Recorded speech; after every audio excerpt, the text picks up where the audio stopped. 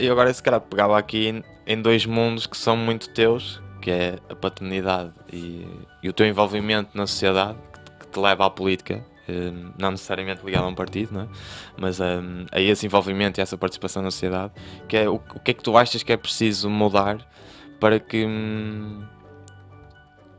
surja essa vontade de ser pai e essa vontade de ser mãe, não só pelo clique emocional e interior, mas sim que nos seja dadas as oportunidades ou os benefícios para que isso aconteça. Muita coisa. Nós vivemos num país que não é um país amigo da paternidade e da maternidade.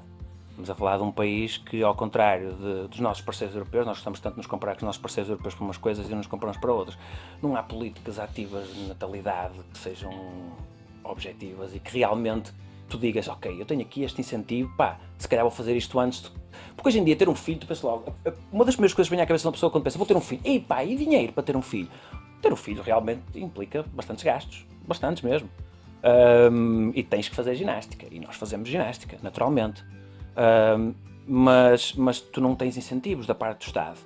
Ou seja, existem incentivos, mas esses incentivos atingem uma camada da sociedade, um extrato mais baixo em termos de rendimentos da sociedade, e ainda bem que chega a essas pessoas, porque essas pessoas se calhar precisam mais do que eu, ou do que pessoas com mais rendimento, eu não tenho nada contra isso. Agora, o que eu acho é que tem que haver mais incentivos, esses incentivos têm que subir a escada, não se podem ficar por uma parcela, por a parcela com menos rendimentos, porque a parcela que é considerada a parcela que já tem alguns rendimentos, pessoas que têm ordenados de 800 ou 900 euros por mês, 800 mais 800 ou 900 mais 900, ter um filho, pagar uma casa, pagar um carro, combustível, comer, é complicadíssimo gerir um orçamento desses. E tipo, se calhar na Trofa ou na Maia não é tanto, mas em Lisboa ou no Porto é terrível. E tu tens, sei lá, 30, 40% da população concentrada nessas duas áreas metropolitanas. Faltam políticas de incentivo à natalidade, claramente. E é daquelas coisas que pensam assim, pá, vêm umas eleições, este ano até há duas, até há três, mas uma é regional. Vêm as eleições, pá, este ano... Não, não é. Não é porque, por muitos motivos, que dava para 5 horas de conversa, mas porque tu tens 1.000 milhões de euros para injetar no novo banco, mas não tens 50 milhões de euros para criar mais alguns pacotes de políticas de incentivo à natalidade. Mas a coisa não se resume só, a meu ver, na questão das políticas que o governo poderia implementar. As autarquias também não fazem muito por isso. E quando eu digo as autarquias não fazem por isso, e há bons casos. Há casos de autarquias que, infelizmente, ainda acontece muito nas autarquias que estão mais afetadas pela baixa natalidade, que há incentivos financeiros à natalidade, até há incentivos muito interessantes que é, eu não me lembro agora de nenhuma, mas eu já escrevi sobre isso, há autarquias que fazem o seguinte, dão um valor, 1.000 euros, por exemplo. Eu acho que havia, não sei se era para os lados de Bragança, uma situação dessas. A que eu tenho em mente é no Alentejo, mas há mais, não é só lá, provavelmente também existe. Que eram aldeias que lá está, já estavam muito idosas, não é? E então para incentivar o pessoal, para além desse benefício de dinheiro, acho que ofereciam mesmo um local para alojar e tudo mais. Outra coisa mais inteligente ainda é, tu dás dinheiro, o Presidente da Câmara decide, vamos dar dinheiro aos nascimentos, 1.000 euros por nascimento. Mas esse dinheiro tem que ser consumido no concelho. Ou seja, esses 1.000 euros têm que ser consumidos nas farmácias do concelho, nos supermercados do concelho, nas lojas, todo tipo de lojas de poricultura do concelho. Isso gera economia, isso é uma política inteligente. E há concelhos que estão a fazer isso. Como há concelhos que estão, por exemplo, a oferecer vacinas. Como há concelhos que estão a oferecer determinado tipo de cabazes. Mas a maior parte deles não oferece. A maior parte dos concelhos não tem sequer lugares para grávidas estacionarem. Nós hoje em dia, na maior parte dos sítios, felizmente, temos lugar para pessoas com mobilidade reduzida ou com deficiência para estacionarem. Espetacular. Nada contra, acho muito bem, devia haver mais. Mas tu chegas a sítios, portanto, dou o meu exemplo na Trofa. Eu quero ir ao posto médico. Eu não sei se vocês conhecem a Trofa, sabem onde é que é o posto médico da Trofa. O posto médico da Trofa não tem onde estacionar. Tem um estacionamentozinho do posto médico, onde à partida estão os carros dos funcionários, e é natural que estejam. Era tão simples como marcar 2 ou 3 lugares, com o bonequinho da grávida ou com o bebê ao colo, à porta portanto, na rua de trás, porque na rua da frente não é possível, marcar 2 ou 3 lugares. Mas isso não é feito. Isso são coisas tão simples que, às vezes, porque não há dinheiro, crise, não há dinheiro. Não, isto não é preciso dinheiro, é preciso ir lá uma pessoa com uma trincha pintar um lugar e desenhar uma senhora, ou um senhor, ou o que seja. E o que é que eu acho? Eu acho que isto acontece porque isto era uma discussão que também podia ir para mais 5 horas e podemos alargá-la de muitas maneiras. Isto acontece, isto é uma consequência de algo, e agora vou entrar aqui rapidamente num tema mais político, isto é uma consequência de, em Portugal, em grande parte, para não dizer na esmagadora maioria dos concelhos, os cargos não são atribuídos em função da competência da pessoa, mas em função, muitas vezes, de relacionamentos partidários, familiares. Vejam agora o caso do governo. Eu não estou a dizer que o governo funciona pior ou melhor assim, mas agora às tantas parece que estamos numa monarquia socialista. É a mulher deste, a mulher do outro, o primo daquele, parece que temos ali 3 ou 4 famílias a mandar no governo. E isto, quer dizer, isto coloca em causa o bom funcionamento do governo? Se calhar não coloca. Se calhar até o torna mais eficiente, não sei. Eu não estou a dizer que aquelas pessoas não são competentes, nesse caso. Mas é um péssimo sinal que se transmite à comunidade de que o critério pode não ser o mérito. E o critério para mim deve ser o mérito. Eu sou um defensor acérrimo daquilo que são as sociedades nórdicas, no modelo que eles utilizaram para implementar o estado de bem-estar que têm ainda hoje, que é sustentável. Que é a boa velha social-democracia, que em Portugal está extinta, porque infelizmente já ninguém a pratica, apesar de haver quem a tenha no nome. E uma das características da social-democracia é o mérito, a meritocracia. E o que acontece muitas vezes nos conselhos é: quem é que tu vais pôr a gerir a ação social? Opa, este tipo aqui foi super útil na campanha, abanou a bandeira sempre que foi preciso. Opa, é ele então. E ele tem competência para isso? Não. Pronto. Porque se calhar fosse uma pessoa com competência, formada na área, ou com experiência, não tem que ser formada, pode ser uma pessoa de 4ª classe, mas tem experiência de 20 anos a trabalhar naquela área específica. E se fosse uma pessoa que tivesse conhecimento e orientada para determinado tipo de coisas, por exemplo, pensar a natalidade, pelo menos já tinha ocorrido a ideia, quer dizer, se me ocorre a mim, que sou um Zé Ninguém, porque é que não há de ocorrer a uma pessoa que está num cargo de poder, dizer, olha, vamos pintar aqui 3 lugares à porta do posto médico, e mais 3 lugares à porta da Segurança Social, e mais 3 lugares ali, 3 lugares acolá. Espetacular. Agora, vocês imaginem isto. Uma mãe tem que ir ao posto médico, seja em que posto médico do país for. O pai já está a trabalhar e por algum motivo não pôde acompanhar. E ela não tinha ninguém, porque há mães que estão numa cidade, há casais que estão numa cidade, não têm família ali à beira. Ninguém a pôde acompanhar. E a mãe foi com o bebê. Chega à porta do posto médico, não estacionar. Foi estacionar 500 metros à frente. Começa a chover. Agora imaginem uma mãe a tirar a estrutura do carrinho, a abrir um guarda-chuva, a tirar o bebê com uma mão, a metê-lo no carrinho e a ter que ir a parar o bebê até a entrada do posto médico. Isto é de loucos. Isto não faz sentido absolutamente nenhum. E isto resolve-se com uma trincha no chão a pintar no lugar. Isto é uma coisa tão simples e é tão ilustrativo do estado a que isto chegou que para mim é gritante. E este é um exemplo de tantos outros que podem ser dados. Portanto, só para concluir, a questão das políticas ativas de natalidade, faltam políticas a nível do Estado Central, sem dúvida, sem sombra de dúvida, mas também falta que localmente haja mais orientação para isso, o que não significa que hajam bons casos, existem bons casos. E às vezes até nem precisa ser política, precisa ser esse cuidado, não é? Nós estamos atentos e até valorizamos que vocês... Pintaram lá no chão, gastaste 20 cêntimos de tinta, espetacular. Já viste o que é de chegares ali à Assembleia Municipal e dizer, olha, eu melhorei a vida de não sei quantas grávidas ou não sei quantos pais com 20 cêntimos de tinta. Isto sim, isto é política. Eu queria pegar nesta, por acaso não tinha planeado, mas surge agora através do que estavas a falar, que é as condições que nós temos agora a nível de política não terá muito a ver com isso que tu dizias, que é aqueles que realmente têm competência começaram a perceber que quem chega não são os competentes e por isso se afastaram e levou a este escalabro, se é assim que podemos dizer, ou uma forma de política que se calhar não é mais correta. Há dois lados nisso. Há esse lado das pessoas que se afastam porque não se revêem naquilo em que a política está a transformar, e a política não tem necessariamente que ser má, porque há sítios que são super funcionais. Tens o exemplo, por exemplo, de um país como a Suécia. Há uns anos atrás, uma equipa da Globo, do Brasil, foi à Suécia, está no YouTube, qualquer pessoa pode ver. Uma equipa da Globo foi à Suécia e eles andavam, já não me lembro exatamente como é que foi, mas eles andavam na rua a perguntar às pessoas, que vocês fazer aqui um parênteses, na Suécia, um país super avançado, ocupa o topo de tudo que arranca que interessa de qualidade de vida, um político não tem nem metade das regalias que tem um político português, e nós somos os teus, eles têm dinheiro para enquadrar as coisas. Então andavam, e no Brasil é ao contrário, no Brasil as regalias são muito mais do que as que existem aqui. Aliás, o Brasil é É o que vocês têm visto, ainda há 2 dias foi Escandaloso, preso o anterior Presidente da República, sendo que o anterior ao anterior também está preso, e provavelmente a anterior também vai ser presa, e este se calhar também vai acabar por ser preso. Então eles andavam na rua a perguntar às pessoas, então você acha que os deputados da Suécia deviam ter direito a um subsídio de transporte, um subsídio de alojamento, um subsídio disto? E eles diziam, porquê? Eles recebem um ordenado tão bom como qualquer outra pessoa, recebem um ordenado bom, pagam a sua casa.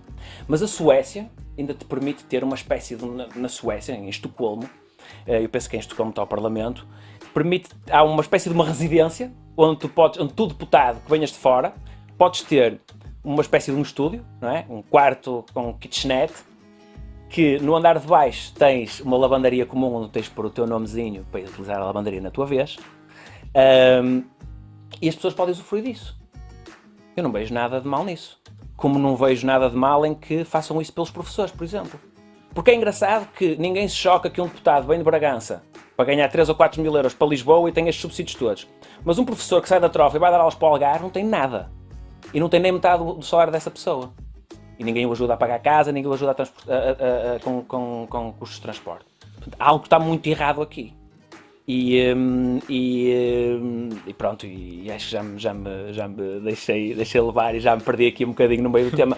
Mas isto para dizer o quê? Que...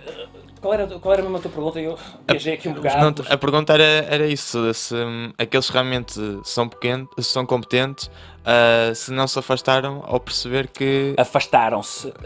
Que não vale a pena porque Afastaram-se porque acreditam que está viciado.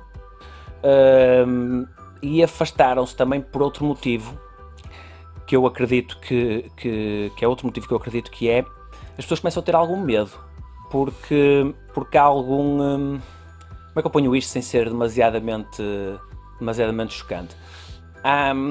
Em certas zonas do país, há quase autênticas máfias a gerir autarquias e a gerir instituições públicas. E nós temos tido N de casos, nem preciso de ir às autarquias, podemos ir ao governo, nós sabemos o que é que tem acontecido, das promiscuidades todas.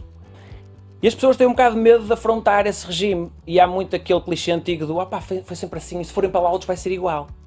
E era importante que as pessoas pensassem, não, vamos tentar meter lá outros que façam diferente. E isso está muito ligado à política, não é? Aliás, o afastamento se calhar dos jovens a esse interesse tem muito a ver com isso.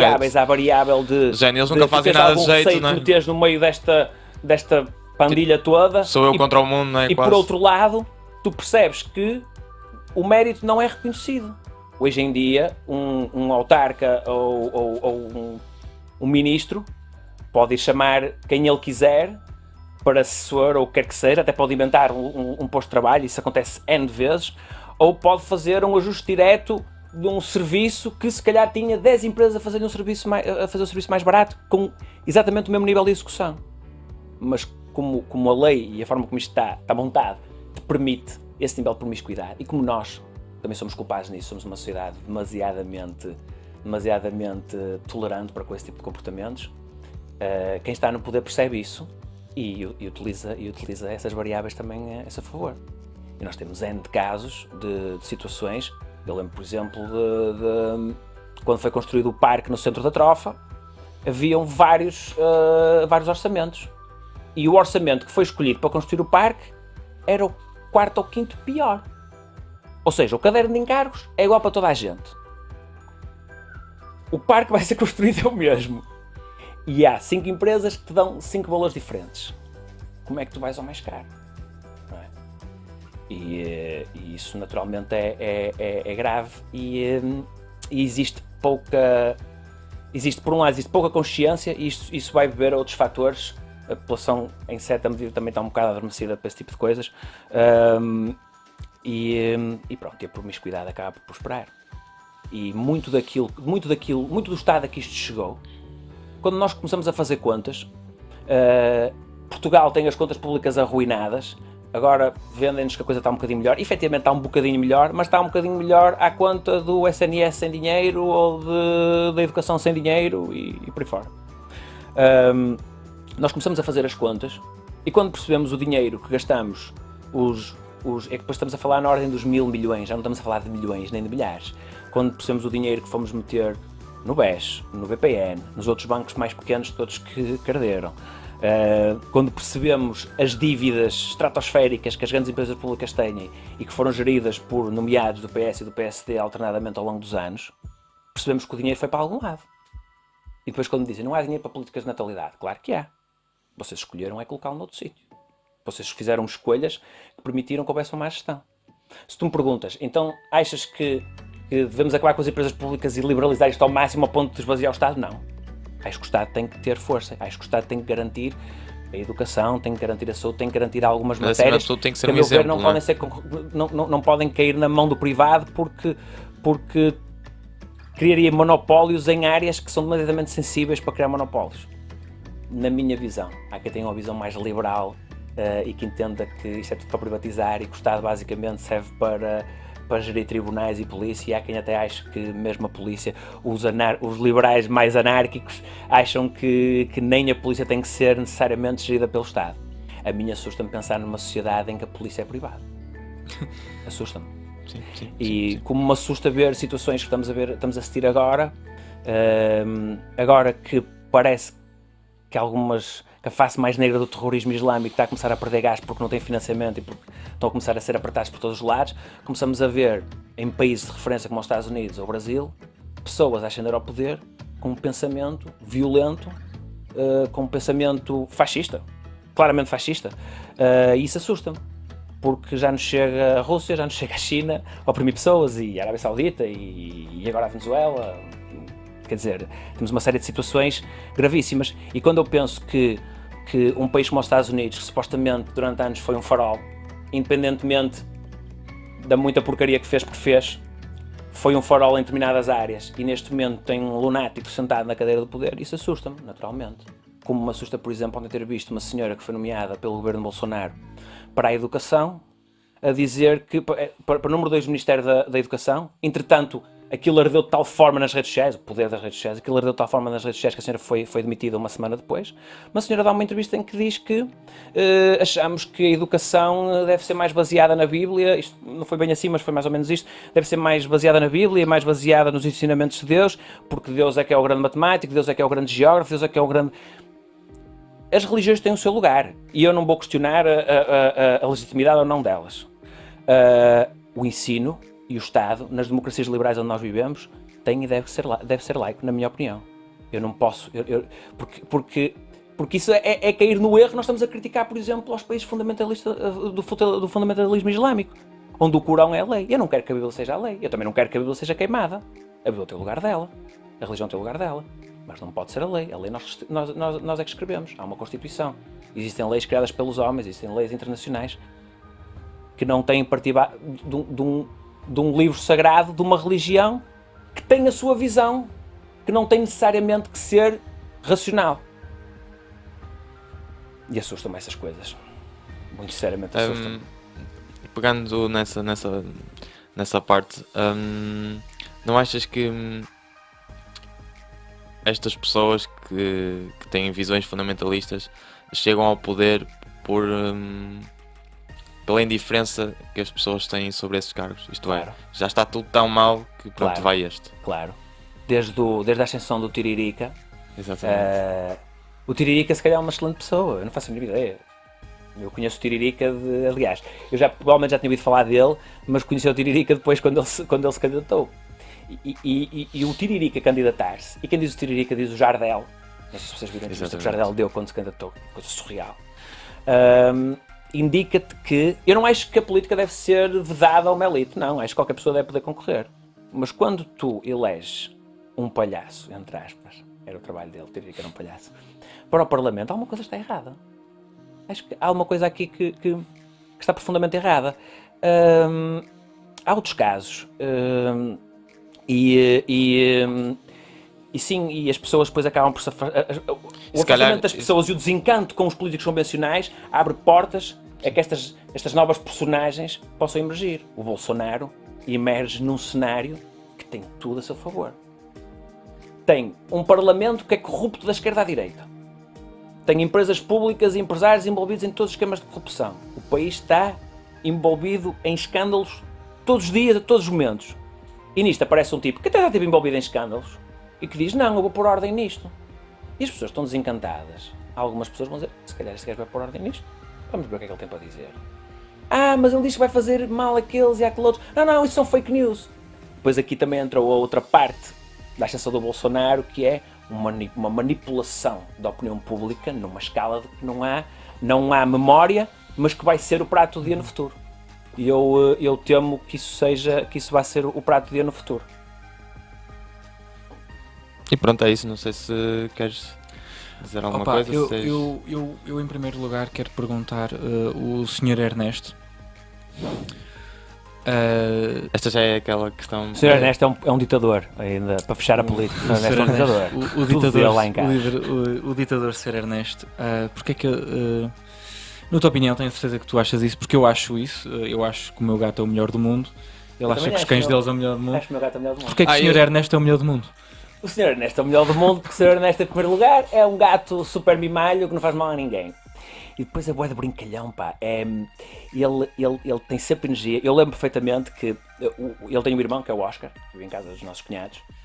E o Oscar, quando era pequenino, era super brincalhão e com a passagem da idade começou a ficar mais pachorrento e agora, para brincar, é preciso puxar muito por ele, se correr bem. O Ernesto, o tempo passa por ele fica cada vez pior, entre aspas. O Ernesto tem uma pilha constantemente ligada, não tem explicação. O Ernesto, se eu quiser brincar com o Ernesto 24 horas, o Ernesto vai brincar 24 horas. Agora, se eu também não lhe der atenção, ele é gajo para dormir 10 horas seguidas na cadeira do sofá, que é um dos sítios onde ele gosta de dormir. O Ernesto, acho que nós dizemos isto todos dos nossos animais, mas o Ernesto é um gato que parece que quer conversar contigo mesmo. Ele põe-se à tua beira, põe-se a olhar para ti, tu falas com ele, então Ernesto, está tudo bem? E ele olha para ti, parece-me que quer responder, e mia-te, e depois vai, olha para trás como quem, miau, anda, tipo... O Ernesto tenta comunicar, se calhar todos os gatos tentam comunicar e eu, pronto, tenho a experiência do meu, mas o Ernesto é muito comunicativo, é muito brincalhão e tem coisas engraçadíssimas. Eu às vezes quero tirar uma foto do Ernesto para o vlog e ele está a fazer qualquer coisa e eu digo, Ernesto, tira-te uma fotografia. E ele para e depois assim, olha para mim. Eu tiro-lhe a fotografia na paz do senhor. O Ernesto gosta de tirar fotografias. O Ernesto gosta de tirar fotografias. Super brincalhão, está sempre com gás, é muito mimalho, não é nada agressivo, dorme à nossa beira. Quando eu chego a casa, é engraçado quando eu chegava a casa, antigamente chegava sempre antes da Fábia, porque eu trabalho em Ribeirão, portanto chego em 5 minutos a casa, a Fábia trabalha no Porto, demora mais algum tempo para chegar. Pois. E eu chegava sempre a casa primeiro do que ela, e ele chega a casa, eu chego a casa, e ele está-se a esticar porque teve a dormir a tarde toda, e vem para a minha beira e quer brincar até não poder mais. E agora, desde que temos o bebê, desde que eu fui trabalhar, quando eu chego a casa, eu entro em casa e vou logo ver o bebê, porque estou ainda naquela cena, não é?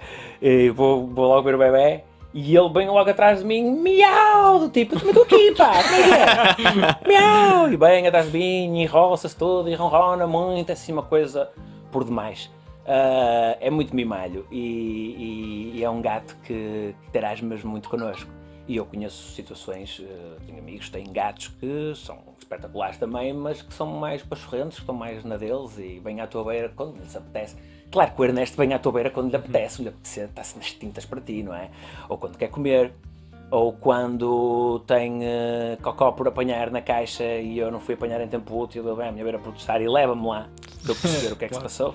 Houve uma vez no início, vou contar aqui uma coisa que é um bocado dirty, houve uma vez no início em que nós facilitamos uma vez com a limpeza da caixinha dele e ele um dia deixou-nos um presente à porta. Mas à porta, a 2 centímetros da caixa, mesmo para dizer, não limpas isto, porco, então limpa aqui no chão. E foi uma boa maneira de aprendermos a nunca mais vacilar. Isto é o que está lá dentro. Nunca mais, exatamente. E realmente ele tinha razão, a areia estava bastante boa. Quero só, porque o Sr. Ernesto?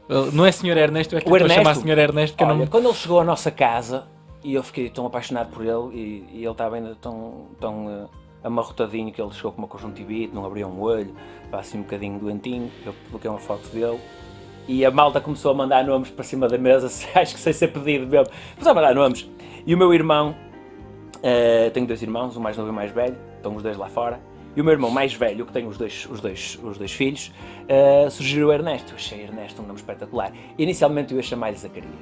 Zacarias também é muito bom. E ele chamava Zacarias. E tinha um amigo meu, que é o Simão, que sugeriu Malaquias. Que Malaquias é um bom nome. Malaquias, que é o nome do ursinho do Eduardo. Curiosamente, eu lancei no blog que nome é que vocês acham que isto deve ter? E houve uma pessoa que eu não conheço de lado nenhum, é leitor do blog, que surgiu o nome Malaquias. Eu achei aquilo engraçadíssimo e disse assim: Simão, olha, alguém se lembrou do teu nome, vai ficar. O Ernesto inicialmente era Zacarias, mas o meu irmão disse: ele tem cara de Ernesto. O Ernesto, espetacular. Ernesto Zacarias. O Ernesto tem um nome grande, é quase um fidalgo. O Ernesto chama-se Ernesto Zacarias da Silva Gato. Vou explicar porquê. Da Silva Gato. Porque o Oscar, o irmão dele, é o Oscar Baltazar Gato. Pronto, Gato é o nome de família dele. Então o Ernesto já nasceu Gato. Ou seja, inicialmente era o Zacarias Gato. Depois passou a ser o Ernesto Zacarias Gato. Mas eu e a Fábio achamos que ele devia ter um nome nosso. E como a Fábio é Silva, eu também sou Silva, ele ficou Ernesto Zacarias da Silva Gato. E aí está. Ora, muito A bem. origem do nome do Ernesto.